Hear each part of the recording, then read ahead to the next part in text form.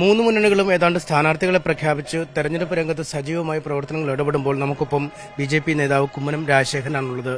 പത്മജയുടെ വരവ് ഒരു വലിയ ഉണർവ് ബി.ജെ.പി. ക്യാമ്പിന് സമ്മാനിച്ചിട്ടുണ്ടോ? തീർച്ചയായിട്ടും ഉണ്ടല്ലോ. കാരണം എന്ന് വെച്ച് കഴിഞ്ഞാൽ എല്ലാം പ്ലസ്സാണ്. നിരവധി ആളുകൾ കൂട്ടത്തോടെ ഇപ്പോൾ ബി.ജെ.പിയിലേക്ക് ചേർന്നുകൊണ്ടിരിക്കുകയാണ്. അത് കേരളത്തിൽ മാത്രമല്ല, ഭാരതത്തിന്റെ വിവിധ ഭാഗങ്ങളിൽ ഇപ്പോൾ ഇന്നുമൊക്കെ ആയിട്ടൊക്കെ എത്രയോ നേതാക്കന്മാർ കോൺഗ്രസ് വിട്ടുപോരുന്നു, അതുപോലെ തന്നെ ഇന്ത്യ മുന്നണിയിൽ നിന്നും വിട്ടുപോരുന്നു. അത് ഭാരത രാഷ്ട്രീയത്തിൽ സംഭവിച്ചിരിക്കുന്ന വലിയൊരു കാര്യമായ പരിവർത്തനമാണ്. രാഷ്ട്രീയ രംഗത്ത് വലിയൊരു മാറ്റമാണ് ഉണ്ടായിക്കൊണ്ടിരിക്കുന്നത്. കാരണം ദേശീയ ശക്തികൾക്ക് ഇനി ഈ ഭാരതത്തിൽ വേരൂന്നാൻ കഴിയുള്ളൂ. ദേശവിരുദ്ധമായ നാടിന്റെ വിശാല താൽപര്യങ്ങൾക്ക് വിരുദ്ധമായി ചിന്തിക്കുന്നവർക്കോ പ്രവർത്തിക്കുന്നവർക്കോ ഇടം കൊടുക്കാൻ ഈ ഭാരതത്തിലെ ജനങ്ങൾ തയ്യാറില്ല എന്നുള്ള തിരിച്ചറിവാണ് വാസ്തവത്തിൽ ഇപ്പോൾ പല നേതാക്കന്മാരും മറ്റു പല പാർട്ടികളിൽ നിന്നും ബി.ജെ.പിയിലേക്ക് എത്തിക്കൊണ്ടിരിക്കുന്നു. ഈ പ്ലസ് മണ്ഡലങ്ങളപ്പോൾ കൂടും.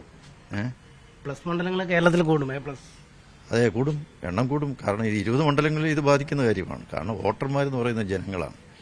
രാഷ്ട്രീയ നേതാക്കന്മാർ മാത്രമല്ലല്ലോ വോട്ട് ചെയ്യുന്നത്.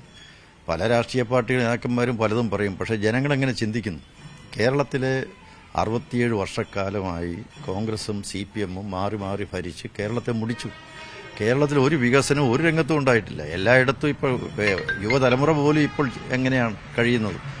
കോളേജ് ക്യാമ്പസുകൾ ഇപ്പോൾ എങ്ങനെയാണ്? എല്ലാം കുരുതിക്കളമായി. അവിടെയൊക്കെ സംഘർഷവും ഏറ്റുമുട്ടലും ചോര ചിന്തുന്ന രാഷ്ട്രീയവുമാണ് അവിടെയെല്ലാം.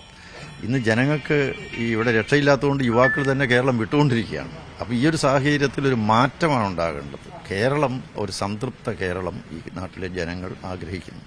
ഈ ജീവിച്ചിരുന്ന കാലത്തോളം കോൺഗ്രസ്കാരനായിരുന്നു അദ്ദേഹം. മരിച്ചു കഴിഞ്ഞപ്പോൾ ഇപ്പോൾ അല്ലെങ്കിൽ അതിന്റെ ആത്മാവിനെ ഏറ്റെടുക്കാൻ ബി.ജെ.പി. ശ്രമിക്കുന്നുവെന്നാണ് കെ മുരളീധരൻ പറയുന്നത്. പ്രത്യേകിച്ചും പത്മജ വന്ന ശേഷം കരുണാകരന്റെ ചിത്രങ്ങളും മറ്റുമൊക്കെ ഫ്ലക്സിൽ ബി.ജെ.പി. ഉപയോഗിക്കുന്നത് ഒരു ധാർമ്മികതയാണോ?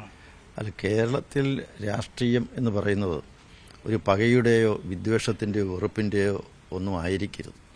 സൃഷ്ടിപരവും സർഗാത്മകവുമാകണം. എന്തുകൊണ്ടാണ് ഭാരതരത്ന കൊടുക്കുന്ന സന്ദർഭത്തിൽ ചരൺ സിംഗിന് കൊടുത്തിട്ടുണ്ട്. അതുപോലെ മറ്റ് പല രാഷ്ട്രീയ പാർട്ടികളിലും വിശ്വസിക്കുന്ന ഉന്നതരായ നല്ല ആളുകൾ, അവർ നന്മ അവർക്ക് പ്രവർത്തിച്ച അവരുടെ വ്യക്തിത്വത്തെ ആർക്കും ചോദ്യം ചെയ്യാനാവില്ല. അഭിപ്രായ വ്യത്യാസം ഉണ്ടാകും, അതുകൊണ്ട് ശത്രുതയൊന്നുമില്ല.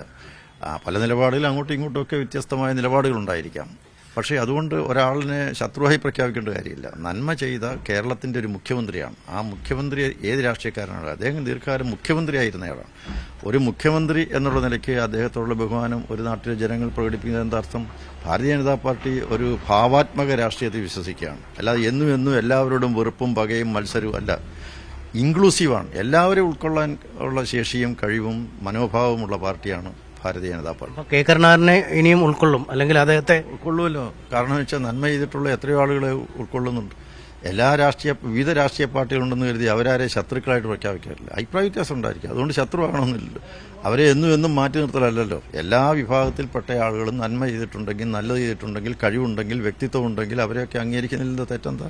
അവരുടെ പിന്തുടർച്ച അവകാശപ്പെടാൻ മുരളിക്ക് മാത്രമല്ല യോഗ്യത, അല്ലേ? നിങ്ങളുടെ നേതാവായ പത്മജിക്കും ഉണ്ടല്ലോ. കാരണം എന്താ, പത്മജിക്ക് എന്താ കുറവ്?